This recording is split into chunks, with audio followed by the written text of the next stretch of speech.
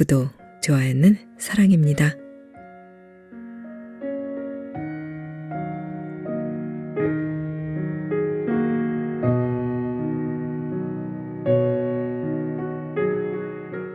오늘 소개할 책은 삶의 정답은 언제나 당신입니다. 내 마음에 글로 붙이는 반창고, 지은이는 도연, 발행은 스노우폭스북스입니다. 이 책은 카이스트 출신 수도승으로 알려진 도연 스님의 에세이인데요. 한 잔의 따뜻한 차를 우려내 마시듯 온기를 품고 있는 마음의 연고 같은 책입니다. 젊은 수도자 도연은 특정 종교의 역할을 강조하거나 세속을 초월한 눈으로 세상을 관조하지 않습니다. 현대인의 아픔과 절망에 공감하며 치열한 경쟁과 너무 많은 생각 속에 나를 잃기 쉬운 이들의 현실적 상황과 문제점을 정확히 이해합니다. 이런 이해를 바탕으로 보편적 문제의 지점을 찾아 성찰하고 있습니다. 책은 총 5장으로 구성되어 있는데요. 인간의 삶을 봄, 여름, 가을, 겨울이라는 사계절의 흐름 속에서 조망하며 가장 나다운 삶을 꿈꾸는 지친 현대인에게 따뜻한 조언을 건넵니다. 인생의 봄에는 진짜를 심으세요. 인생의 여름에는 무한히 뻗어 나가세요. 반전의 기회가 오는 인생의 환절기. 인생의 가을에는 뿌린 대로 거두세요. 인생의 겨울에는 자기 자신을 돌봐주세요. 이처럼 스님은 저마다의 계절을 지혜롭게 살아내는 방법을 들려줍니다. 봄이 봄답고 겨울이 겨울다울 때, 즉 계절이 계절다울 때 삶은 자유롭고 아름답게 흘러간다고 말하고 있습니다. 그리고 모든 것이 평안하고 행복하며 고통이 없기를 바라는 마음으로 차 한 잔을 건넵니다. 잠시 쉬었다 간들 인생 뭐 별거 있겠는가. 자, 그럼 지금부터 잠시 책 속으로 들어가 보겠습니다. 차 한 잔에 모든 번뇌 사라지네. 삶이 지치고 힘들 때 의지하게 되는 사람과 장소가 있습니다. 기댈 곳이 필요할 때 옆에 앉은 사람이 소중하게 느껴집니다. 어떤 날은 자주 걷던 거리가 특별하게 다가오고요. 즐겨 듣던 음악이 기운을 샘솟게 하는 그런 날도 있습니다.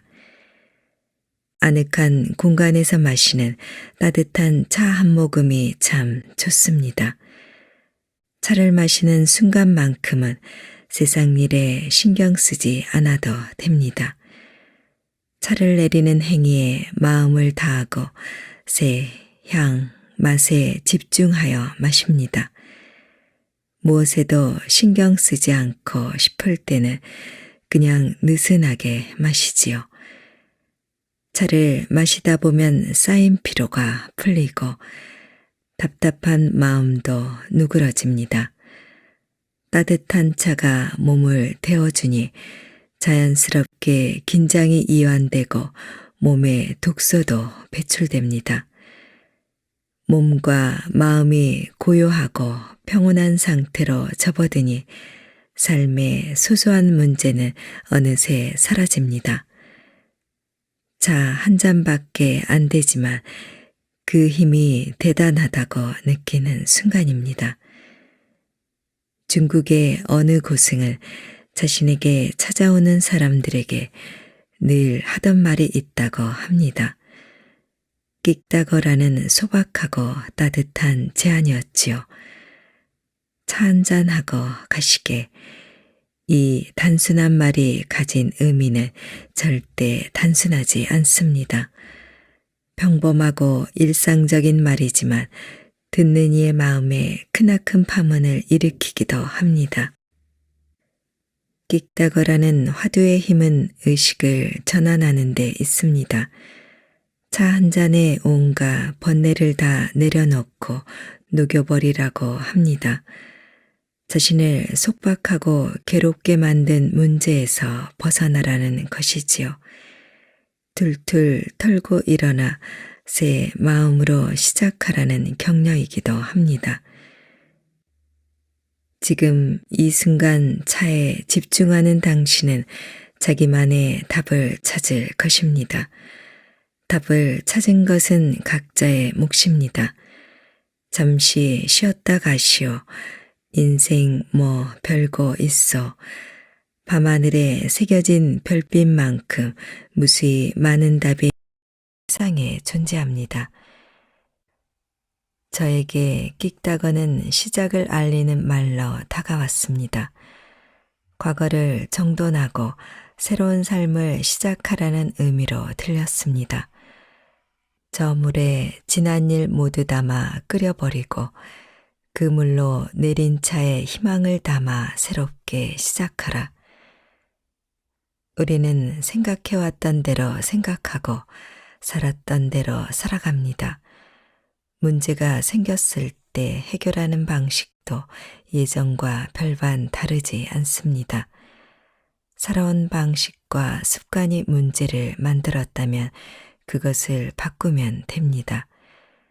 문제에서 벗어나지 못한다면 새로운 해결책으로 접근해야 합니다. 제 삶이 고단하고 힘들 때 펄펄 끓는 물로 차를 우려주던 사람처럼 여러분에게 차 한 잔을 내려드리는 마음으로 그를 엮었습니다. 문제없이 잘 살아가는 분들은 더욱더 평온하기를, 살 길이 막막한 분들에게는 문제 해결의 실마리가 되기를 바랍니다. 그 어느 때보다 위로와 격려가 필요한 시절입니다. 모든 분이 평안하고 행복하며 고통이 없기를 바라는 마음으로 여기 차 한 잔 건넵니다.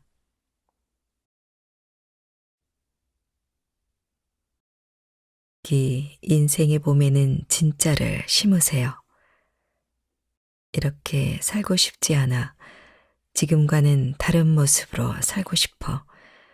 저런 모습으로 살고 싶은데 어떻게 해야 할지 모르겠어.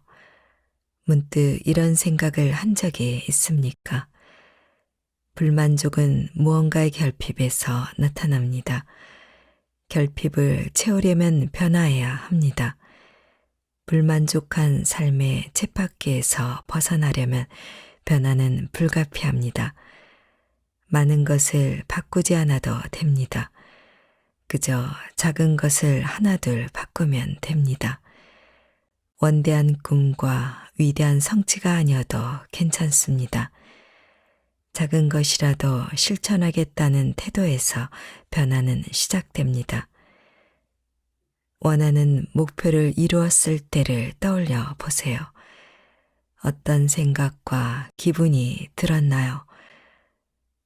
나를 괴롭히던 결핍감이 사라지고 만족감으로 마음이 채워졌나요? 그렇다면 참으로 다행입니다. 유감스럽게도 지금의 성취에 만족하지 않고 또 다른 무언가를 열망하는 욕구가 생기는 것이 평범한 인간입니다. 다른 무엇이 되면 소원이 없겠다라고 마음이 바뀌는 거지요. 우리는 살면서 여러 차례 이런 경험을 합니다. 우리는 버킷리스트의 항목을 하나씩 실현하며 살아갑니다. 친해지고 싶은 사람 가까워지고 부와 명예를 성취하고 그것이 성취된 이후에 또 다른 목표를 설정합니다. 이런 상황이 되풀이되면 자연스레 의문을 갖게 됩니다. 도대체 언제 끝나는 것일까? 내가 원하는 그곳에는 언제 가닿게 될까? 그럴 때 우리는 눈앞의 저 목표를 성취하면 다 괜찮아질 거야. 조금만 더 참고 나아가자라고 자신을 위로합니다. 어쩌면 도달할 수 없는 목표를 향해 계속 나아가고 있는지 모릅니다. 어떻게 하면 진정으로 만족하면서 살아갈 수 있을까요? 답은 매우 간단합니다. 지금 내 모습에 불평하지 않고 그저 만족하면 됩니다. 의지를 갖고 현재 자기 삶을 만족하며 받아들여 보세요. 하지만 생각처럼 쉽게 받아들이기 어려울지 모릅니다. 왜냐하면 현재의 나가 진짜 나가 아니기 때문입니다. 진짜가 아닌 존재로 살아가니 삶 전반이 진짜일 리 없습니다. 인생의 봄에는 자신의 참모습을 볼 수 있어야 합니다. 내가 원하는 나의 모습과 삶이 무엇인지를 치열하게 고민해야 합니다. 그러한 기준이 있어야 거짓된 내 모습이 보입니다. 빛이 들어오면 어둠이 사라지듯 진짜 나는 거짓된 나를 없애버립니다. 현재 자신의 모습 가운데 괜찮다고 여겨지는 나를 하나만 찾아보세요. 스스로 만족할 수 있는 가장 좋은 성품과 모습을 가진 나를 말이에요. 설령 그런 내가 작게 여겨지더라도 그 작은 것으로 만족을 누리세요. 그럴 때 나는 현재에 존재할 수 있고 더 나은 참모습을 가꾸어 나갈 수 있습니다. 인생의 봄은 진짜 내가 될 수 있는 씨앗을 뿌리는 시기입니다. 타인의 관심이나 인정을 떠나 내가 인정할 수 있는 내 삶의 씨앗을 말입니다. 참모습을 발견하기 위한 시간을 갖기 바랍니다. 아침에 일어나기 전에 누워 있을 때 그 고요함을 느껴보세요. 자연을 바라보고 숲을 거닐다가 그 모습을 찾을 수도 있습니다. 친밀한 이와 대화하다 참모습을 깨달을 수도 있습니다. 온전히 받아들이고 만족할 수 있는 진짜가 무엇인지 알고 내 삶의 씨앗과 모종을 심는 인생의 봄을 보내시기 바랍니다. 삶을 찬란하게 만드는 진실의 힘. 진실은 참된 열매라는 의미를 가지고 있습니다. 진실은 내 안에서 연그러 맺힌 생명이자 결정체입니다. 다른 누가 만들어준 것이 아니라 나 스스로 깨달은 것입니다. 그 누구도 빼앗아갈 수 없는 온전한 나의 진리입니다. 진실은 내 안에서 발견하는 진리에서 비롯됩니다. 내 안에서 발견한 진리를 기준으로 세상 일을 분별해야 합니다. 스스로 깨달은 진리에 따라 옳고 그름을 알아차려야 합니다. 우리는 늘 자기 내면의 귀를 기울여야 합니다. 세상에는 수많은 가르침과 교훈이 있습니다. 누군가의 깨달음을 자신의 것인 양 착각하고 진리라는 이름의 권위에 머리를 조아리다 보면 삶의 주도권을 잃게 되고 내 삶은 사그라집니다. 성현의 말씀을 참고하되 내면에 잠재된 진리를 일깨워야 합니다. 진실은 단지 정직하고 솔직하게 표현한 결과물이 아닙니다. 내 가슴에서 진짜라고 여기는 것을 말하고 실천하는 것입니다. 누군가가 이끄는 삶이 아니라 참된 내가 이끄는 삶이 진실입니다. 진실한 말, 행동, 생각은 좋은 인연을 불러옵니다. 진실한 자는 마음에 거리낌이 없으므로 당당하고 자유롭지요. 언행에 진실함이 묻어나면 사람들은 그 진정성을 알아차립니다. 진실한 사람이 손해보는 것 같지만 결국 큰 이익을 얻습니다. 세상을 살아가는 바른 이치를 진리라고 합니다. 진리는 먼 곳에 있지 않습니다.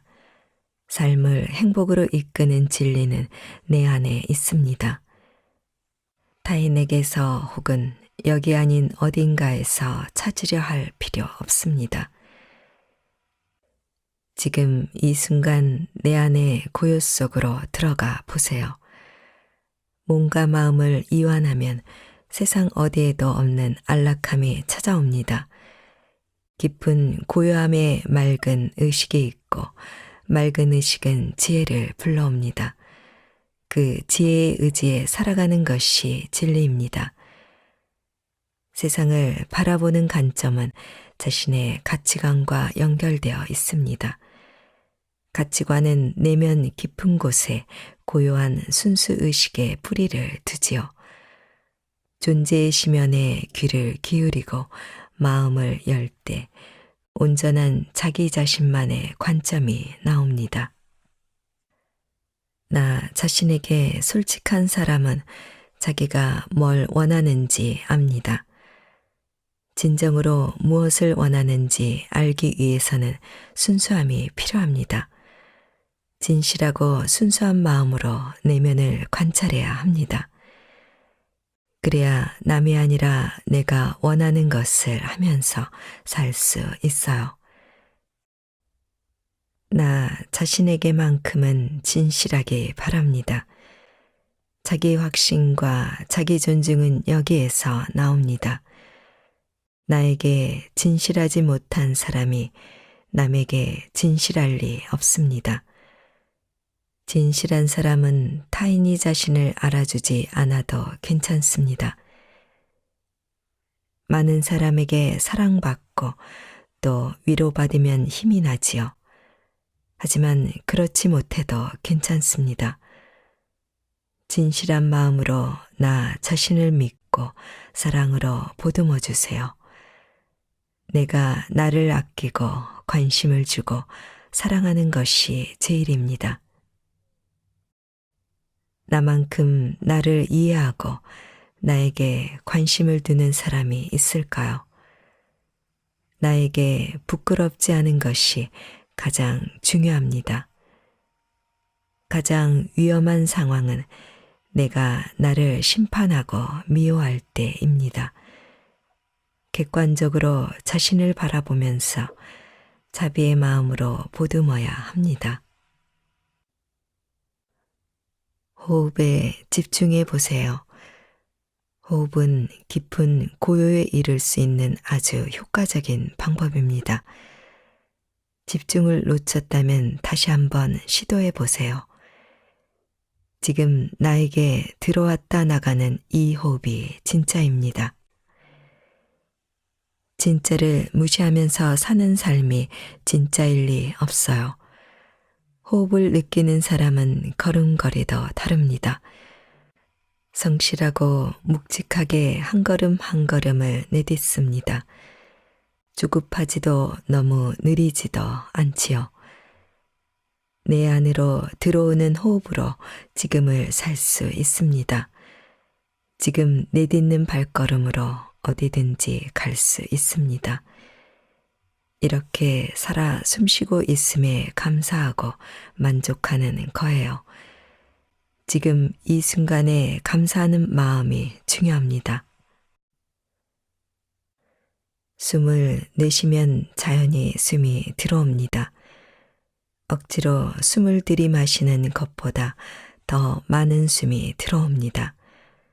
숨을 내쉬고 비우고 또 비워내다 보면 답답했던 마음도 편안해지고 평온이 찾아옵니다. 무언가를 움켜쥐고 있으면 소유한 데서 오는 안정감이 생깁니다.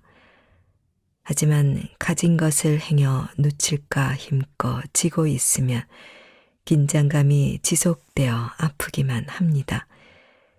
쥔 손을 잠시 펴고 가만히 있는 것만으로도 충분합니다. 비우고 내려놓고 힘을 빼보세요. 저절로 채워지는 것을 느끼며 충만한 행복감이 찾아올 것입니다. 너무 자기 것만 챙기려 하면 분명 탈이 납니다. 남은 한 손으로 주변에 도움을 줄 수 있음을 잊지 마세요. 숨을 내쉬면 자연히 숨이 들어옵니다. 억지로 숨을 들이켜는 것보다 더 많은 숨이 저절로 들어옵니다. 더불어 마음도 편안해집니다. 삶의 온갖 분쟁은 아집에서 시작됩니다. 자기 견해가 절대로 옳다는 관념에서 비롯되는 것이지요. 고통은 이러한 집착에서 옵니다. 고통은 아상과 아집에 따른 고정관념이 빚어낸 참사입니다. 고집을 그만 부리고 집착을 내려놓으세요. 자신에게 좀 더 진실해진다면 바로 알 수 있습니다. 내가 언제나 맞는 것은 아니고 내가 틀릴 수 있다는 것을 말이지요. 이것을 알고 마음을 고쳐먹는 데서 긍정적인 변화가 생깁니다. 비로소 해탈이 시작되는 것이지요. 바로 이 순간부터 불행한 인연이 아니라 행복한 인연을 만들 수 있습니다.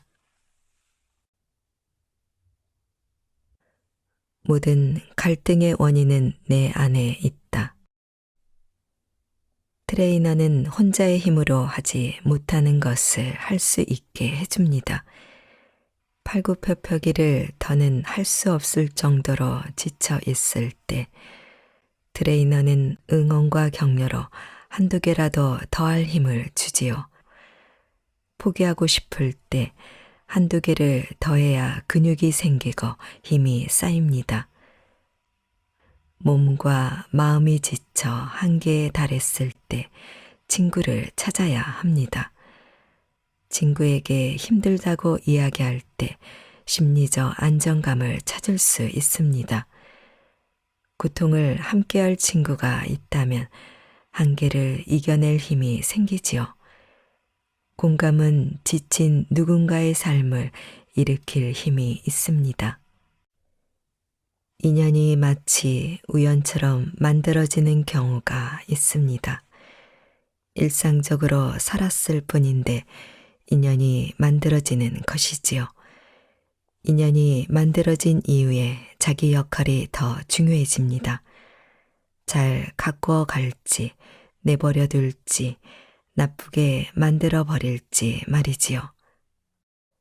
좋은 인연이 지속되어 우호적인 관계가 유지될 때는 처음 만났던 인연을 감사히 여기지만 자주 다투고 관계가 소원해지면 만난 것을 원망하고 만나지 말았어야 한다고 푸념하게 됩니다.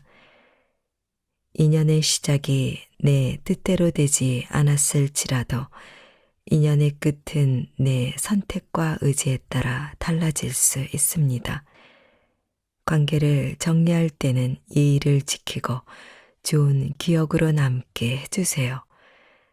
나를 위해서라도 상대와의 인연을 아름답게 마무리합시다.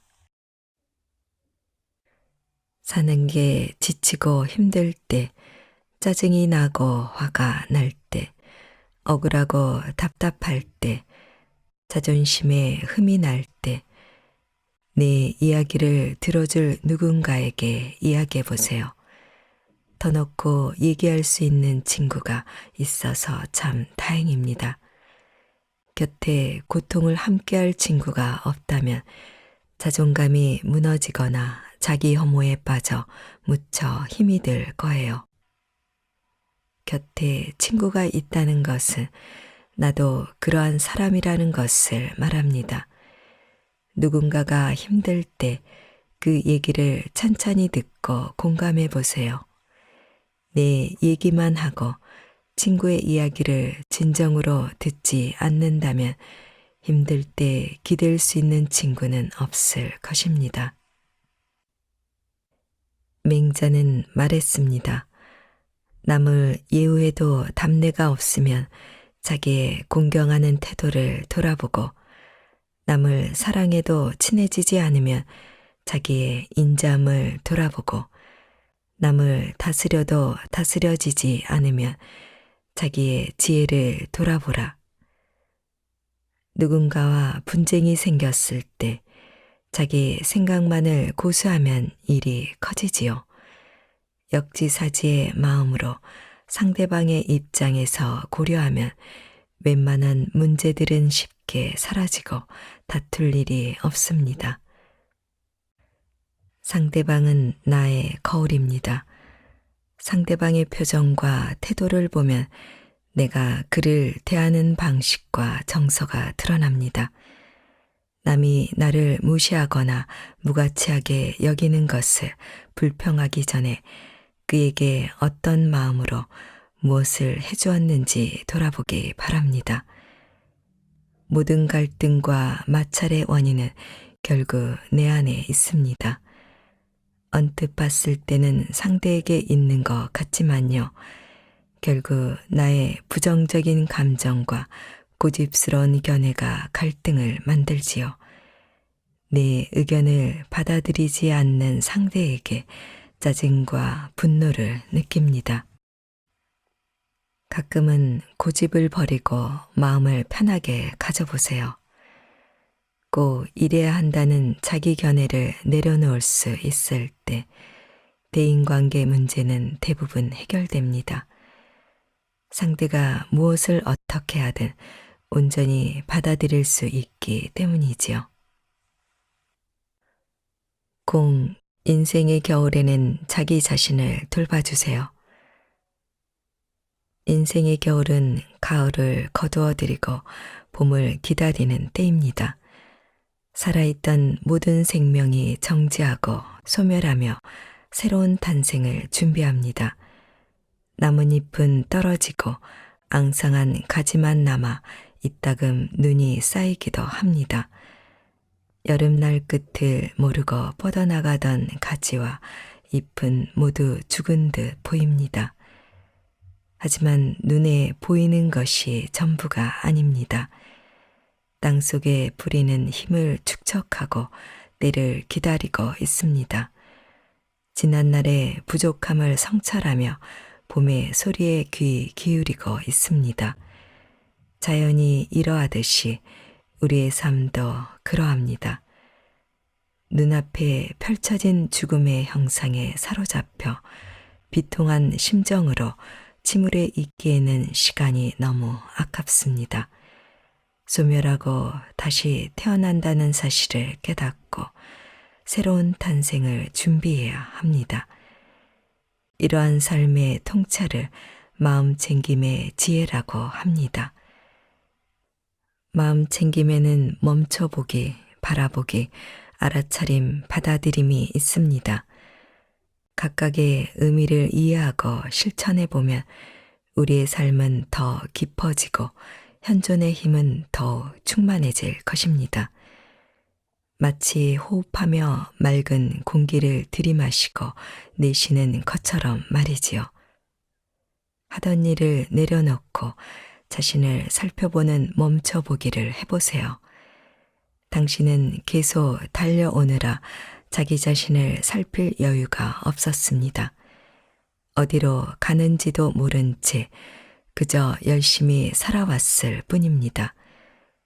멈춰야 할 때임을 알고 멈추는 지혜가 필요합니다. 나의 참모습을 바라보는 시간을 가져보세요.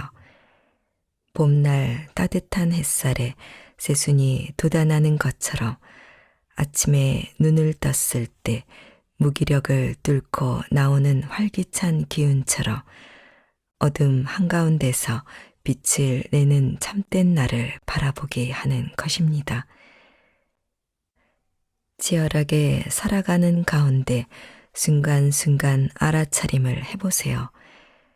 바른 방향을 보며 적당한 속도로 가고 있는지, 옆에 있는 사람과 하고 있는 일에 온전히 집중하고 있는지, 과한 욕심으로 본질을 잊은 것은 아닌지 알아차리는 것입니다. 나 자신을 있는 그대로를 온전히 수용하는 받아들임을 해보세요. 나보다 나은 사람을 보면서 결핍감을 느끼고, 나보다 모자란 사람을 보면서 우월감을 느끼기보다는 존재 자체를 인정하고 받아들이는 마음을 가져보는 것입니다. 받아들임. 삶이 힘들게 느껴지는 인생의 겨울에는 자신의 민낯이 드러납니다. 그 모습을 받아들이기 힘들 수도 있습니다. 좋든 싫든 그 모습을 있는 그대로 인정하고 받아들이세요. 그래, 잘하고 있어. 지금 내 상황에서는 이게 최선이야. 이렇게 한 걸음씩 긍정하다 보면 내가 만족할 만한 어떤 모습을 만날 수 있습니다. 주변과 비교할 필요도 없이 그저 온전히 자신의 본래 가치에 집중하세요. 앞으로도 난 괜찮을 거라며 자기 자신을 격려하고 응원하고 칭찬해 주세요. 살아있는 한 희망은 있고 살아있는 존재는 존재하는 의미가 있는 법입니다. 현재 상황을 직시한다면 문제 해결의 실마리를 찾을 수 있습니다. 사는 게 힘들고 문제가 풀리지 않는 것은 어쩌면 당연합니다. 우리가 고통의 바다에 빠져 있다는 것을 알아차리는 것에서 행복이 시작됩니다. 인생의 겨울의 한복판에 있다는 사실을 받아들이는 순간 인생의 봄이 나타날 준비를 시작합니다. 자기 잘못을 뼈저리게 느끼고 인정할 수 있어야 합니다. 부족한 자신을 있는 그대로 근본적으로 수용할 수 있어야 합니다. 완벽할 수 없는 인간 존재의 유한성을 깨닫고 그동안 살아온 삶을 받아들일 수 있어야 합니다.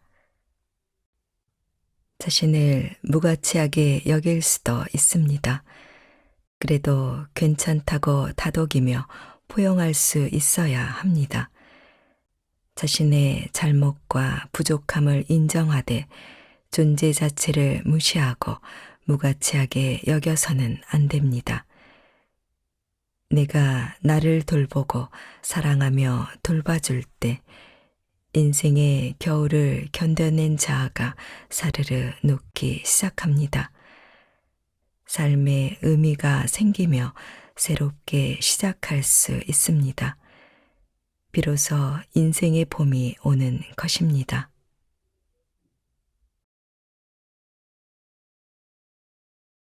오늘 소개할 책은 인생은 늙어가는 것이 아니라 익어가는 것이다. 100년을 살아보니, 지은이는 김영서, 발행은 댄스토리입니다. 이 책은 우리 시대의 지성이며 100세의 나이에도 왕성한 저작 및 강연 활동을 펼치고 있는 김영숙 교수가 스스로 살아본 인생을 돌이켜 깨달은 삶의 비밀들을 인생 후배들에게 다정하고 나지막한 소리로 들려줍니다. 가정에서 일어나는 문제는 물론 사회에서 모두가 겪어야 하는 과제들, 그리고 인생의 의미와 죽음에 대한 관심까지 일상에서 부딪히는 문제들을 지혜롭게 판단하고 처리하는 삶의 지혜를 담고 있습니다. 저자는 인생은 늙어가는 것이 아니라 익어가는 것이다. 돌이켜보면 힘든 과정이었지만 사랑에 있는 고생이 행복이었다. 그리고 그것을 깨닫는데 90년이 걸렸다고 말합니다. 책은 총 5부로 이루어져 있는데요. 행복에 관한 깊이 있는 성찰을 제시하는 행복론부터 결혼과 가정, 우정과 종교, 돈과 성공, 명예, 그리고 노년의 삶에 대해 이야기합니다. 저자는 100년을 살아보니 인생의 황금기는 60에서 75세라고 말하는데요. 노년일수록 존경스러운 모범을 보여야 한다. 늙으면 이렇게 사는 것이 좋겠다는 모범을 보여주는 것이다. 내가 푸대접을 받았어도 상대방을 대접할 수 있는 인품, 모두의 인격을 고귀하게 대해줄 수 있는 교양, 그 이상의 자기 수양이 없다고 노 철학자는 말하고 있습니다. 자, 그럼 지금부터 잠시 책 속으로 들어가 보겠습니다. 인생의 황금기는 60에서 75세. 노년기는 언제부터 시작되는가? 보통 65세부터라고 말한다. 그러나 나와 내 가까운 친구들은 그런 생각을 버린 지 오래다. 사람은 성장하는 동안은 늙지 않는다. 노력하는 사람들은 75세까지는 정신적으로 인간적 성장이 가능하다. 신체가 쇠약해지면 늙는다고 생각하는 사람들이 있다. 그 생각은 동물적이거나 생리적 관점이다. 신체적인 성장은 여자가 22세까지이고 남자는 24세까지라고 한다. 그 후부터는 서서히 하강하는 것이 신체적 과정이다. 그러다가 40대가 되면 성인병이 나타나기 시작하고 누구나 늙는다고 생각한다. 그러나 정신적 성장과 인간적 성숙은 그런 한계가 없다. 노력만 한다면 75세까지는 성장이 가능하다고 생각한다. 나는 후배 교수들이 회갑이 되었다고 말하면 저 친구는 철도 들기 전에 회갑부터 맞이하네 라고 생각한다. 나도 60이 되기 전에는 모든 면에서 미숙했다는 사실을 인정하고 있다. 내 선배 교수인 정석혜 선생이 한 번은 나에게 김 선생은 지금 연세가 어떻게 되더라고 물었다. 내가 70대 중반입니다 라고 했더니 좋은 나이로구먼 하면서 부러워했다. 그래서 나는 오래전부터 인생의 황금기는 60에서 75세 사이라고 믿고 있다. 내가 1961년에 처음 미국에 갔을 때 가장 부러웠던 것은 인생은 60부터라는 말이었다. 백인 교수들은 모두가 그렇게 믿고 있었다. 사람은 성장하는 동안은 늙지 않는다. 지금 내가 노년기는 언제부터인가 라고 물어보는 것은 성장이 끝나기 시작하는 때를 더듬어 보자는 뜻이다. 만일 성장이 정지되는 75세를 기준으로 삼는다면 늙기 시작하는 것은 75세부터라고 보아 좋을 것 같다. 그러다가 80세가 되면 노년기에 접어들게 된다. 그 나이가 되면 옛날로 돌아갈 수 없는 나의 인생이 정착되거나 평가의 대상이 된다. 내 주변에서도 그렇다. 중고등학교 때 동창이나 대학 친구들을 만난다. 그 나이쯤이 되면 모두가 살아온 과거의 결과를 보여준다. 성공한 사람도 있고 실패한 사람도 있다.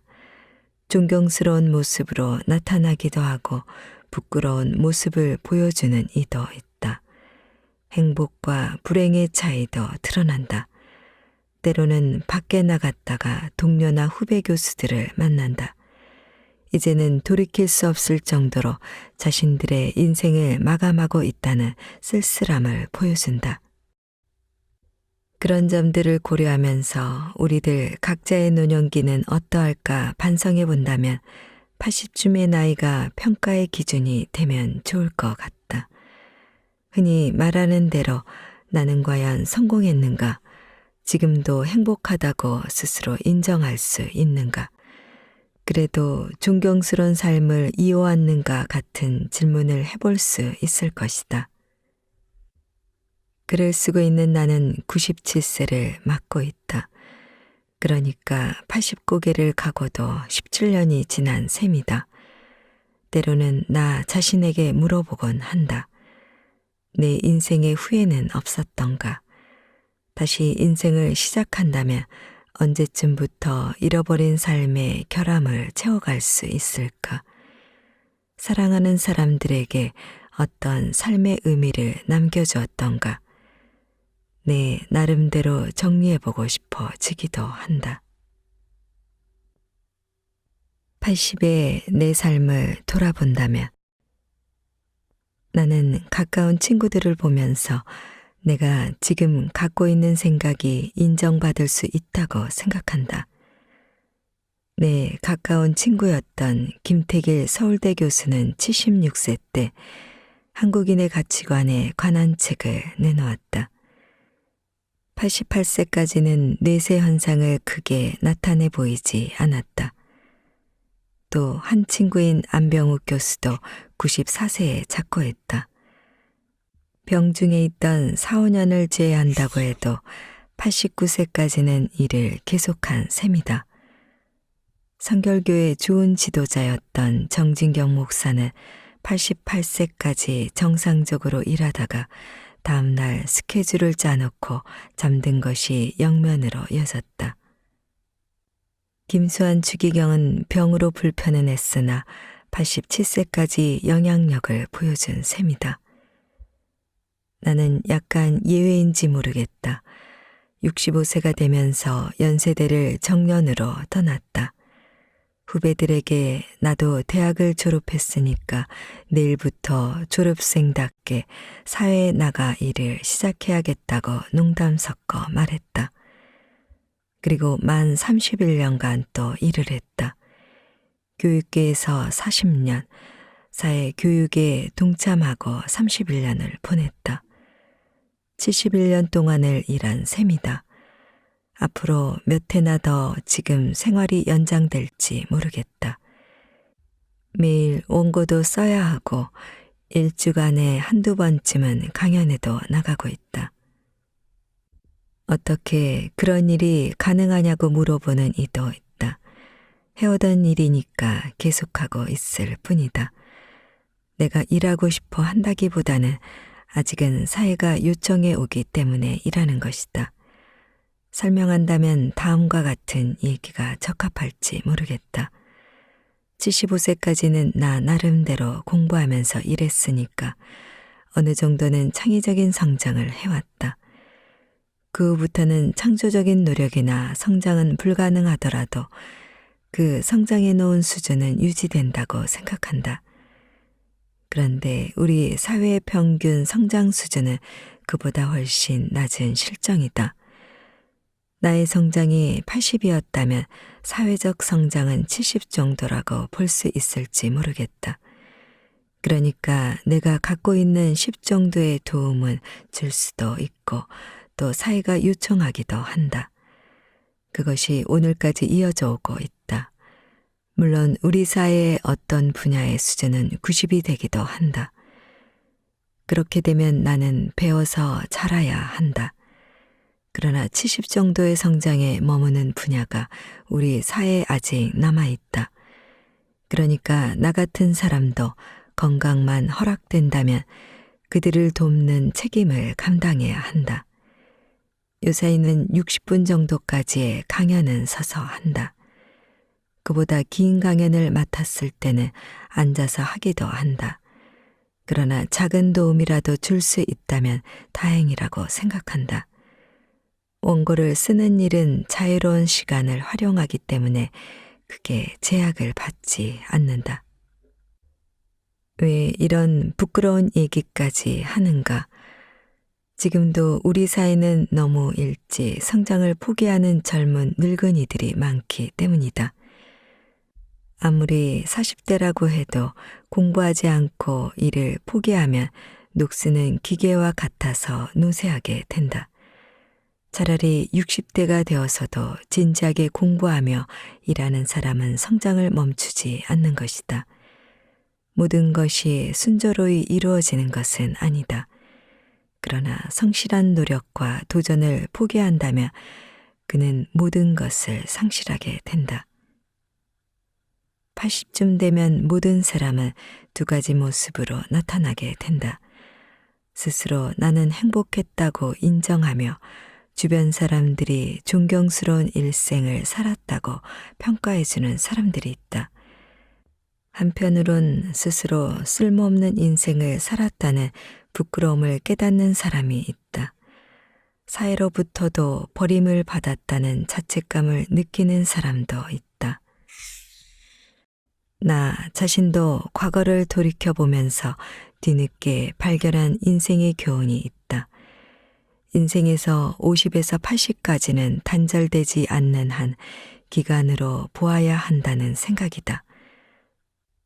50부터는 80이 되었을 때 나는 적어도 이러한 삶의 조각품을 완성해야 한다는 준비와 계획과 신념과 꾸준한 용기를 갖고 제2의 마라톤을 달리는 각오로 재출발해야 한다는 교훈이다.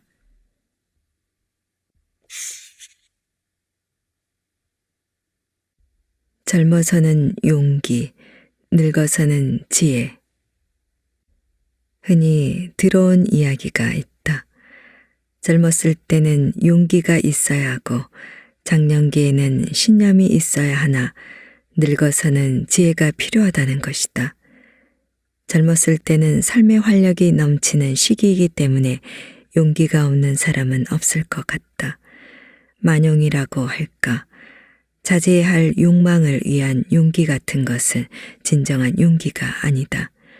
선한 의지와 고상한 목표를 위한 용기가 있어야 한다. 인생에 있어 장년기는 가장 오랜 세월을 차지한다. 30에서 60까지는 장년기에 속한다고 보아 좋을 것이다. 어떤 이는 70까지를 장년기로 보기도 한다. 자신의 일과 더불어 성장하는 기간이며 일의 사회적 의미와 가치를 평가받는 기간이기도 하다. 그 기간 동안에는 어떤 신념이 있어야 한다. 무엇이 선이고 무엇은 악이라는 윤리적 신념도 필요하다. 사회생활에 있어서 가치 있는 것과 무가치한 것을 식별할 수도 있어야 한다. 해서는 안 되는 것과 어렵더라도 해야 할 의무를 구별하는 기준이 필요하다. 이때 무엇보다도 중요한 것은 뚜렷한 삶의 목표와 목적을 위한 확고한 신념이다. 그러다가 장년기를 끝내게 되면 대개의 경우 일터일선에서는 물러나게 된다. 늙으면 주어진 일을 열정적으로 수행하기에는 인간적 에너지가 줄어들기 때문이다. 주변에서 일과 명예, 욕심 때문에 더 유능하게 일할 수 있는 후배들의 시간과 가능성을 빼앗는 경우를 자주 본다. 심지어는 그 욕심과 무리한 의욕 때문에 스스로의 건강과 인생의 좌절을 초래하기도 한다. 그런 경우는 선한 의욕이라고 해도 노년기를 맞는 지혜의 부족이라고 할 수 있다. 김환란 총장의 낙담. 오래전에 이화여자 대학에 근무하는 친구 교수로부터 들었던 이야기가 생각난다. 그 친구는 평생을 이화대학에서 지냈고 교목이기도 했기 때문에 비교적 상세히 대학 분위기를 아는 위치에 있었다. 특별한 목적이 있어 물었던 것은 아니다. 김환란 총장이 비교적 건강히 일해온 분인데 어째서 이번에 미국에서 돌아오면서 입원을 했고 너무 갑자기 세상을 떠났는지 모르겠다고 물었다. 내 친구의 대답은 약간 의외였다. 김 총장이 이화대학의 100주년인가 하는 큰 행사를 앞두고 재정적 확보를 위해 미국으로 떠났던 모양이다. 미국 감리교에서 김 총장만큼 많은 친구들을 둔 이가 없었다. 또 수많은 졸업생들이 미국에 거주하고 있었다. 그들의 재정적 협조를 기대하고 떠났는데 그 뜻이 여의치 못했다. 환경도 많이 바뀌고 옛날에 비해 졸업생들의 호응도 좋지 못했다. 예상했던 것보다 작은 성과가 힘들었던 모양이다. 노쇠한 몸을 이끌고 애태우다가 좌절감에 빠진 것이다. 그 정도가 너무 심했다. 대학에 대한 애정이 컸기 때문에 실망과 좌절감도 증폭되었던 것이다. 그것이 신병으로까지 번지면서 더 머물 수도 없고 돌아올 용기도 잃고 있었던 모양이다. 그 사실을 알게 된 대학 측에서 거의 강요하다시피 해 모셔왔다는 얘기였다. 내가 봉직하고 있던 연세대학에서도 비슷한 사례가 있었다. 최연배 선생의 한글 사랑은 각별한 것이었다. 그래서 정년으로 대학을 떠난 뒤에도 한글학회 일을 몸소 맡아 고생했다. 당신의 기대와 희망이 너무 컸던 셈이다. 그 일을 감당하기에는 지나치게 높은 연세이기도 했다. 좀 더 일할 수 있는 나이에 세상을 떠났다. 최 선생을 가까이 모시고 있던 분 중 허웅 교수가 후회스러운 해고를 한 일이 있었다. 이래 일선에서는 물러나게 하고 자기네들이 지시를 받아 일했으면 좋았을 뻔했다는 후회였다. 사실 한글학회 회관 건립과 중요한 일들은 최 선생의 후배들이 결실을 거두었던 것이다. 늙어가는 것이 아니라 익어가는 것. 인간은 늙어가는 것이 아니고 성숙되어가는 과정이라고 보는 관념이 보편화되고 있다. 늙는다는 것은 꽃이 피었다가 열매를 맺고 그 열매가 익어가는 것 같은 과정이다. 그 기간에 가장 중요한 것은 지혜이다. 지혜를 갖춘 노년기와 지혜를 갖추지 못한 흔히 말하는 어리석은 노년기의 차이는 너무나 뚜렷하다. 그런 지혜의 한 가지로 힘들여서 해야 할 일은 후배에게 물려주고 우리는 그 뒤에서 선배다운 지혜를 갖고 도와주자는 것이다. 성숙된 사회에 가면 원로라는 말을 자주 듣는다. 원로가 있는 사회와 없는 사회는 다르다. 지혜로운 조부모나 부모가 있는 가정과 없는 가정이 다른 것과 비슷하다. 지혜로운 노년기의 부모는 직접 자신이 하던 일을 서서히 아들, 딸들에게 물려주고 배후에서 질문도 받고 도움을 준다. 사회일도 그렇게 되어야 한다. 그때 노년기 지도자들이 갖추어야 할 정신적 자산이 넓은 의미의 지혜인 것이다. 지혜로운 사람은 죽을 때까지 그 직책이나 지위를 가지려 하지 않는다. 노마의 교황은 옛날부터 종신직이었던 것 같다. 그러나 교회를 사랑하고 위하는 교황은 자신의 건강과 맡은 책임의 한계를 느끼면 생전에 그 자리를 내놓는 절차를 택한다. 그것이 사회를 위한 책임자의 지혜인 것이다. 최근에 우리는 영국 왕실의 경우를 자주 언급한다. 엘리자베스 2세 여왕의 제2기간이 너무 길어 왕세자가 왕위에 올라보지 못하고 생애를 끝내면 어떻게 하는가 하는 여론들이다. 우리는 그 내막을 모른다. 대개는 후임자를 더 유능한 일꾼으로 육성하고 일하게 하는 것이 일반 사회에서는 정상적인 과정이다. 계속 배우고 공부한 덕분.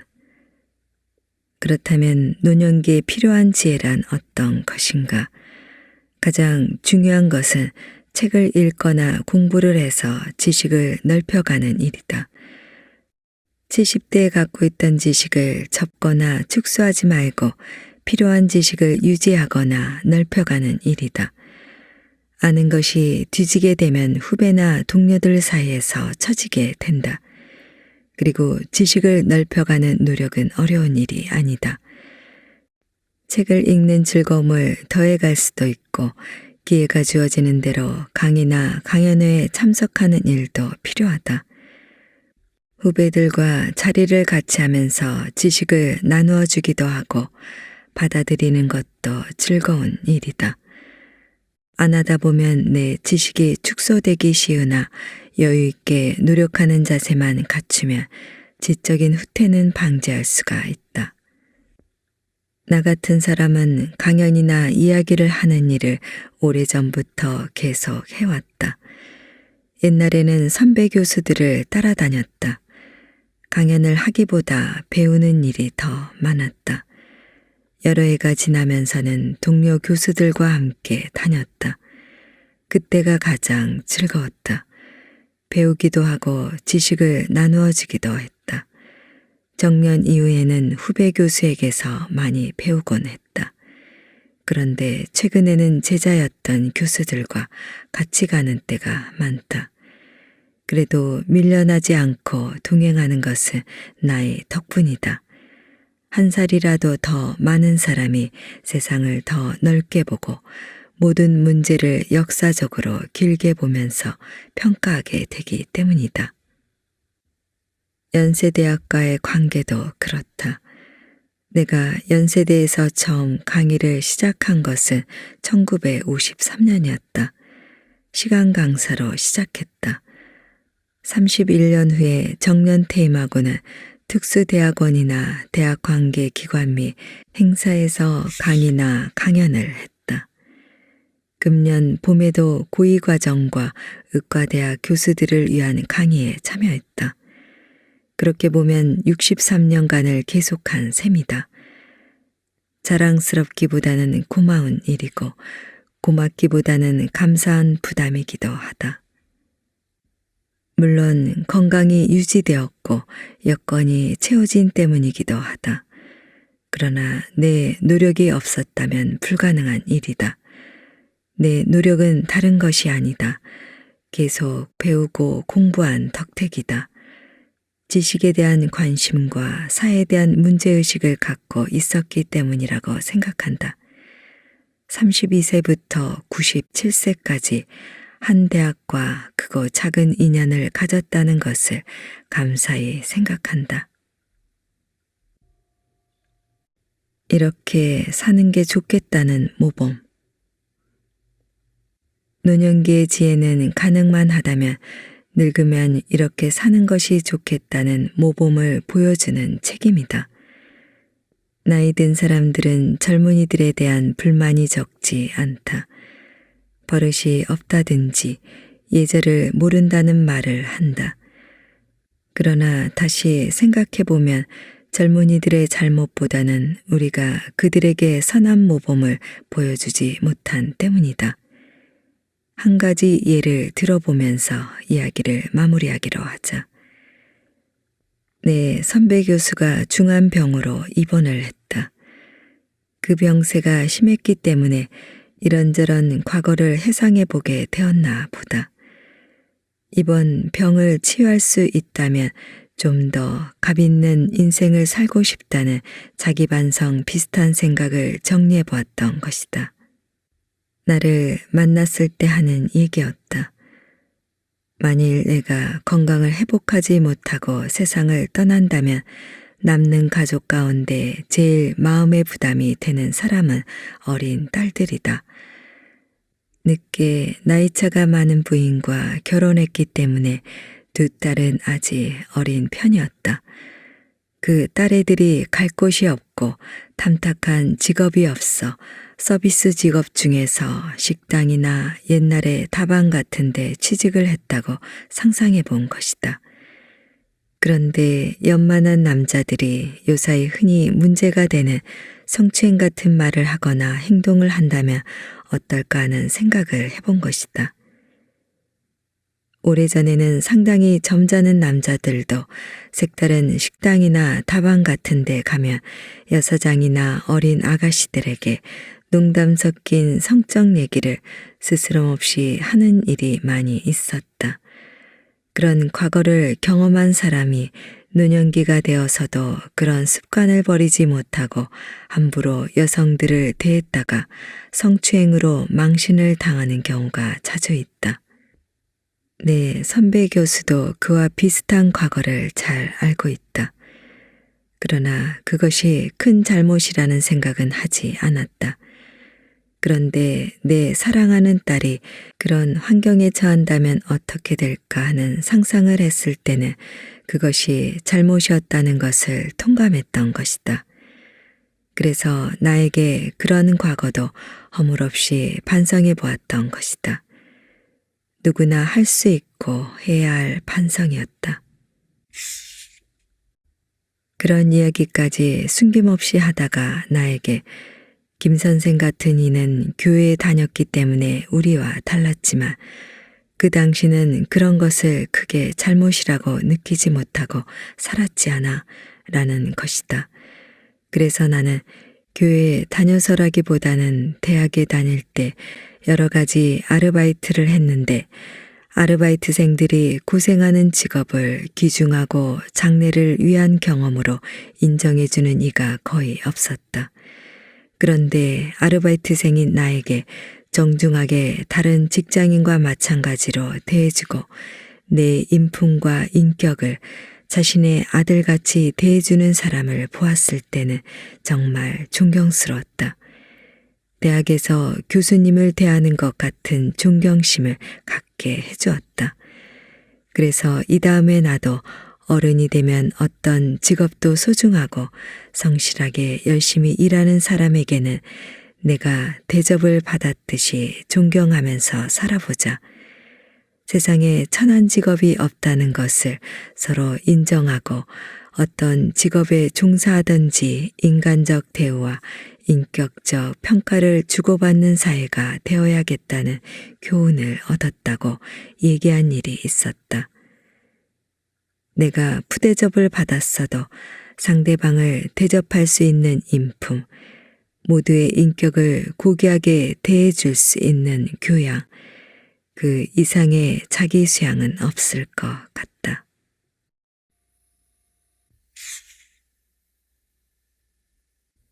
노년기에는 존경스러운 모범을. 내 아내가 발병하고 이 3년 지났을 때였다. 친구인 C 교수가 내 방에 들렀다. 한 가지 충고라도 할까 도움이 되는 얘기를 하고 싶다는 것이다. C 교수의 아내가 밖에서 두세 차례 내 모습을 보았는데 한마디로 말하면 호라비 냄새가 난다는 것이다. 아무리 안사람이 병중이 위독하다고 해도 교수도 공인인데 또 젊은 학생들 앞에 서야 하는데 남이 보아도 안 됐다는 얘기였다. 내 친구는 같은 남성이니까 느끼지 못했지만 여성들의 눈으로 보았을 때는 내 모습이 너무 초라해 보였던 모양이다. 나는 친구에게 고맙다고 인사를 하면서 부인에게도 충고에 따르겠다는 얘기를 해달라고 말했다. 그러고 보니까 혼자 된 선배나 친구들을 보았을 때 나도 비슷한 느낌을 받곤 했다. 신과대학 교수였던 유 교수도 상배한 후에는 눈에 띌 정도로 초췌해 보였다. 내 아내는 좀 채 회복될 가능성이 희박했기 때문에 내 모습이 더욱 초라해 보였을 것이다. 제자들 앞에 섰을 때는 물론이지만 강연에 초청을 받았을 때는 더욱 내 책임이 중했을 것이다. 그래서 제일 먼저 관심을 갖게 된 것이 옷차림이었다. 들 수 있는 대로 깨끗하게 비교적 밝고 젊어 보이는 모습을 따르기로 했다. 그것이 계기가 되었을까. 옷에 대한 안목은 좀 높아진 셈이다. 아내가 보아주지 못하게 되면서 예전에 무관심했던 때와는 달리 신사다운 면모를 갖추려고 노력했다. 지금은 그 점에 있어서는 자랑거리는 못 되지만 합격 점수는 얻은 셈이다. 내 친구들과 비교해 보면 내가 앞선 것 같은 인상을 받고 있다. 요사이는 밖으로 나갔다가 후배 교수들을 만나면 옷을 좀 잘 입고 다니면 어떻겠냐고 얘기해준다. 늙은 것도 서러운데 외모까지 초라해지면 어떻게 하는가 싶은 동정심을 가져도 본다. 십몇 년을 그렇게 살다 보니까 이제는 옷차림이나 모든 면에서 60대 신사로 보이자는 욕심을 내보기도 한다.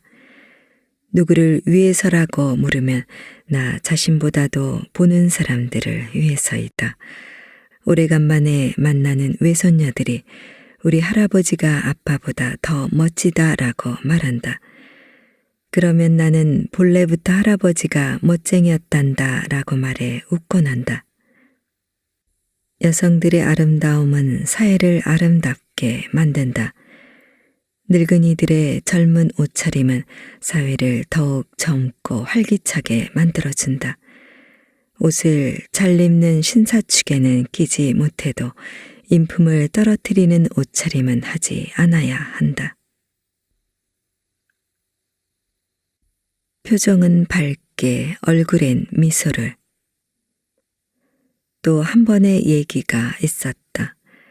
내가 상배하고 1년이 좀 지났을 때였다. 중고등학교 동창 셋을 만났다. 모교에 갔다가 자리를 함께한 것이다. 한 친구가 형석형을 오래간만에 만났는데 우리 고향 정치가 풍기는 식당으로 가 점심이나 같이 하자고 제안했다. 송치에 있는 평양 면옥까지 갔다. 평양식 상차림 그대로였다. 옛날 이야기를 나누다가 김 이사장과 둘이 차에 남게 되었다. 그 친구가 사실은 김영이 상배하고 혼자 되었고 20여 년이나 뒷바라지에 고생했을 것 같기도 해서 위로를 겸한 점심을 같이 했는데 오늘 대하고 보니까 호라비가 되었다는 흔적은 없는데 김영의 특징은 잔잔한 미소이고 얘기할 때는 웃음을 잃지 않곤 했는데 오늘 보니까 옛날 그대로야 보기 좋아라는 것이었다. 나는 친구들이 보여준 우정에 감사하면서도 내가 힘들고 어렵다고 해서 다른 사람들에게 감사와 즐거움을 주지 못한다면 좋지 못하다는 생각을 갖고 지낸 것이 어느 정도는 인정을 받은 것 같아 마음이 편했다. 내 후배인 황강은 목사가 있었다. 심장병으로 오래 견디기 힘들 것이라는 진단을 받고 있을 때였다. 교회 일도 중단하고 부인은 물론 자신도 여생이 얼마 남지 않았다는 사실을 인정하고 있을 때였다.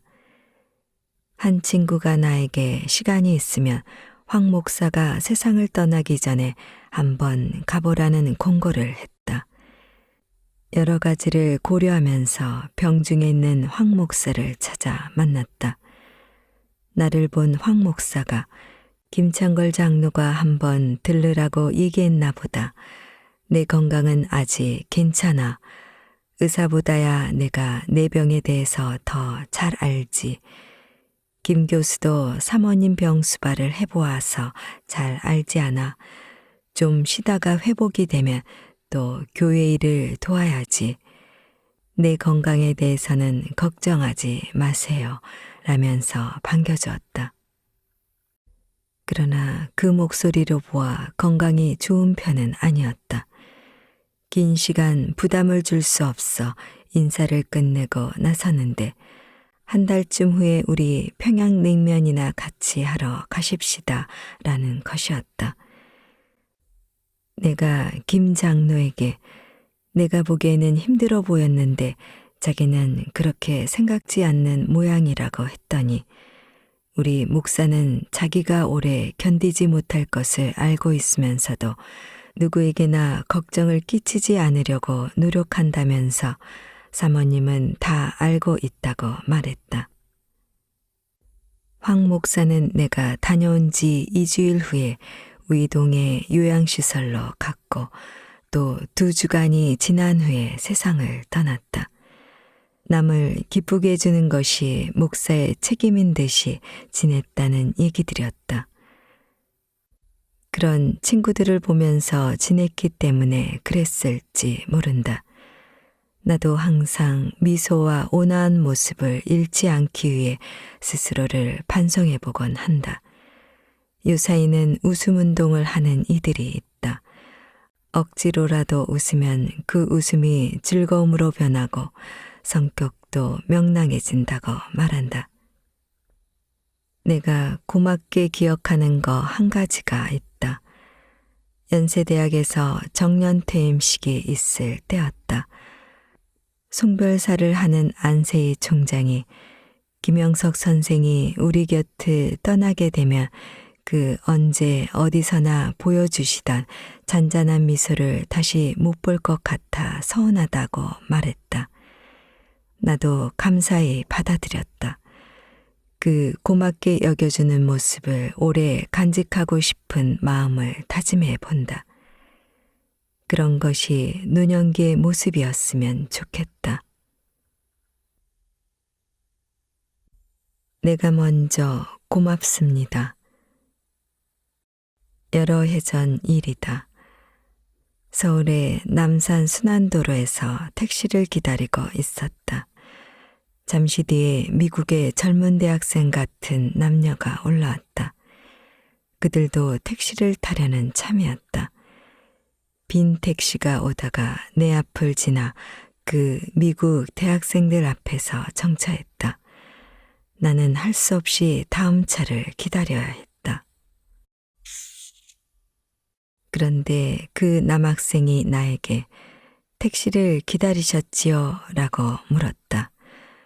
그렇다고 했더니 그 두 학생은 기사에게 우리보다 저분이 먼저 기다렸다면서 양보해 줬다.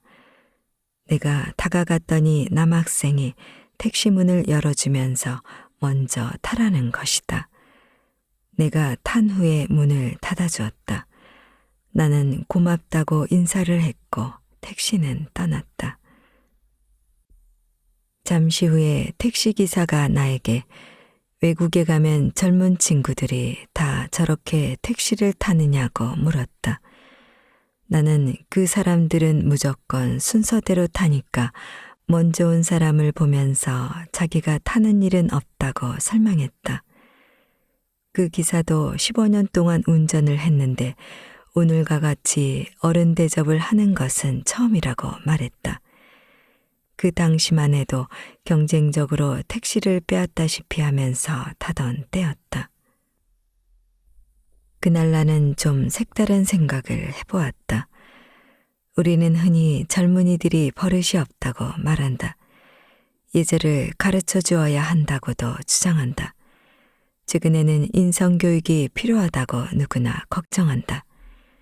그러나 문제는 거기에 있는 것이 아니다.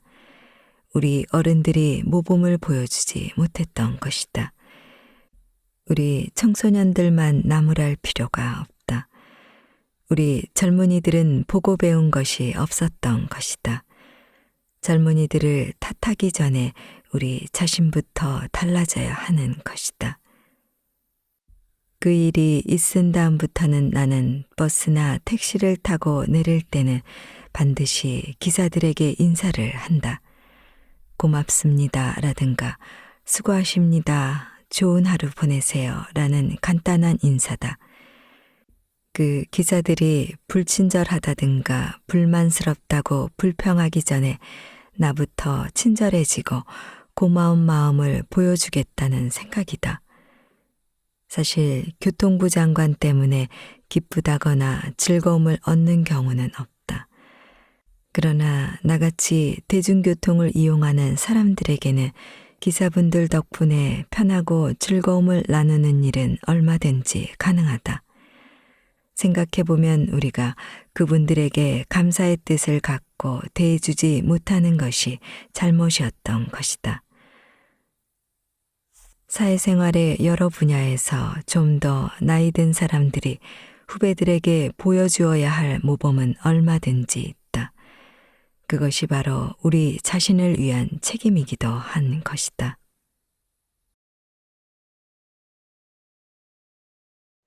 안녕하세요. 책 읽기 좋은 날의 운입니다. 오늘 소개할 책은 좋은 휴식 뒤에 인생은 더 강하고 날카로워진다. 이토록 멋진 휴식. 지은이는 존 피치, 맥스 프렌젤, 옮긴이는 손현선, 발행은 현대지성입니다. 우리는 휴식하면 휴가를 잘 보내는 법이나 게으름 부리기, 심지어 여유로운 삶이라는 뜻으로 사용하고 있는데요.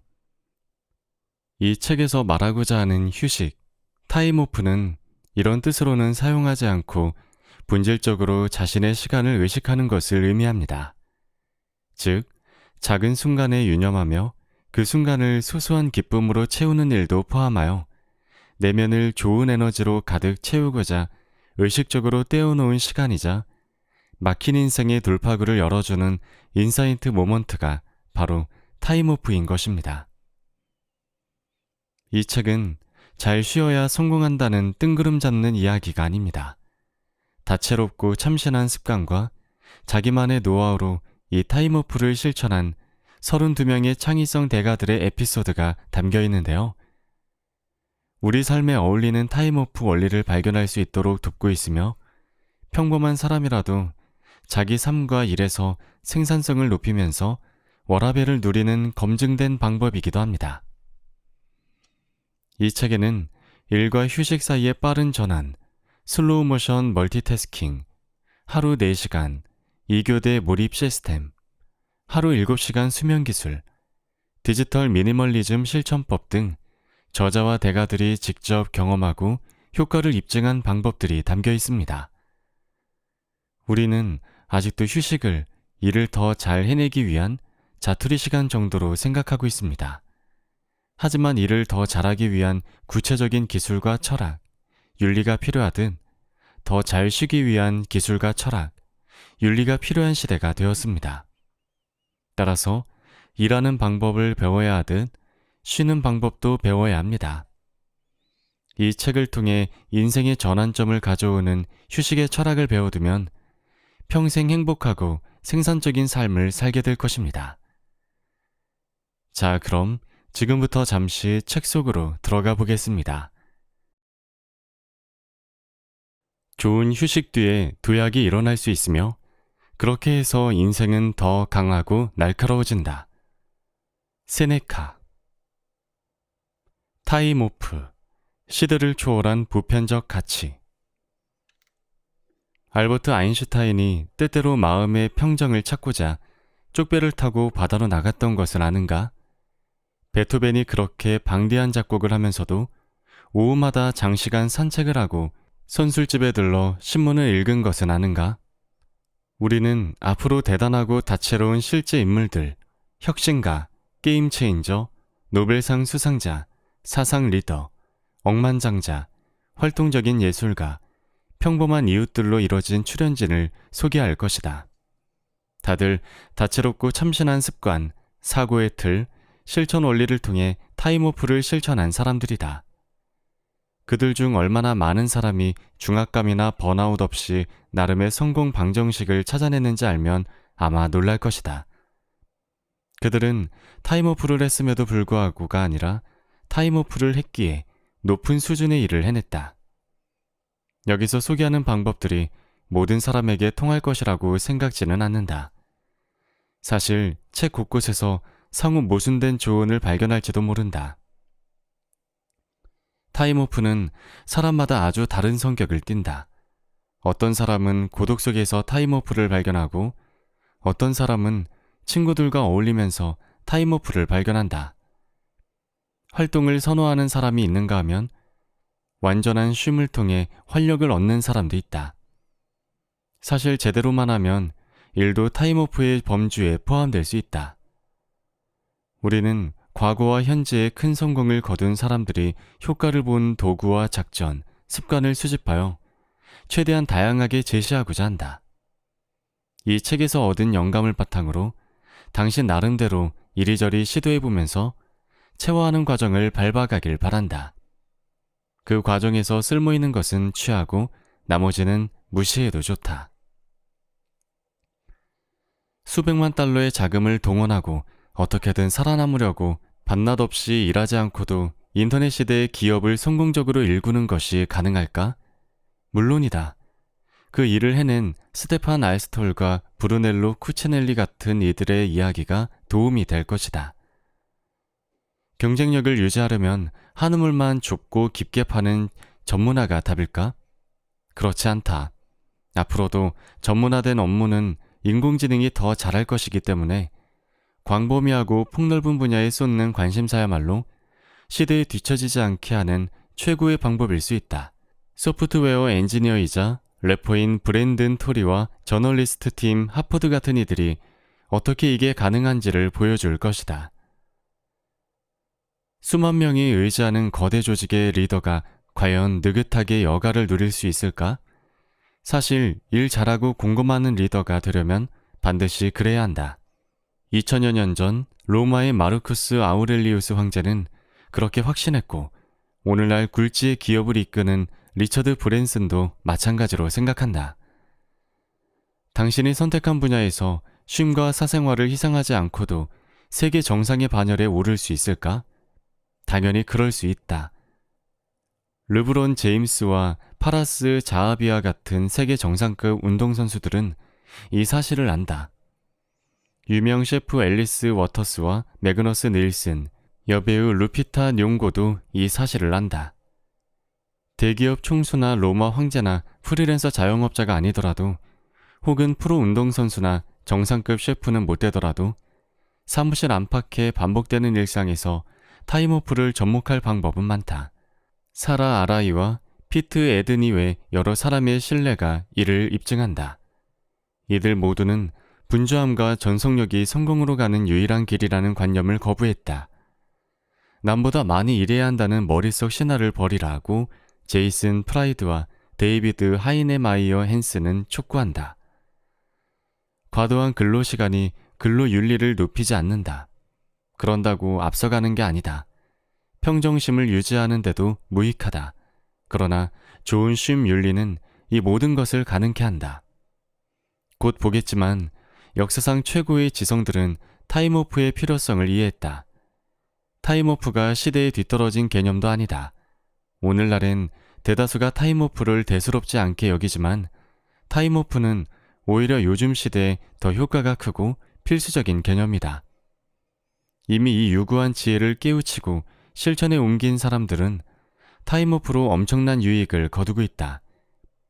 이 책 전반에 걸쳐 우리는 타임오프의 여러 면모를 살펴보고자 창의성, 잠, 놀이 같은 구체적인 주제 속으로 뛰어들 것이다. 모두 과학적 논증을 거쳐 영감을 불러일으키는 실제 사례를 바탕으로 했고 나름의 쉼 윤리를 키워가도록 구체적 실천 지침을 함께 소개했다. 책 말미에 가선 그리 멀지 않은 미래의 자동화 기술과 AI의 발전으로 기계가 복제할 수 없는 창의력, 혁신, 그리고 인간다움에 대한 수요가 극대화되리라는 우리의 비전을 나눌 것이다. 그러한 미래에 접근하려면 그리고 앞서가려면 어느 때보다 견실한 쉼, 윤리와 여가에 대한 깊은 이해가 요구된다. 한마디로 타임오프가 필요하다. 이 모든 논의를 시작하기 전에 한 가지 질문을 던지고 싶다. 대체 어디서 어떻게 꼬였길래 우리는 이 정도로 타임오프를 망각하게 된 걸까? 우리는 지나치게 많이 일한다. 버트런드 러셀, 영국인 수학자, 철학자. 내가 진심으로 말하고 싶은 것은 근로가 미덕이라는 믿음이 현대사회에 막대한 해를 끼치고 있다는 것이다. 따라서 행복과 번영에 도달하려면 조직적으로 일을 줄여가는 수밖에 없다.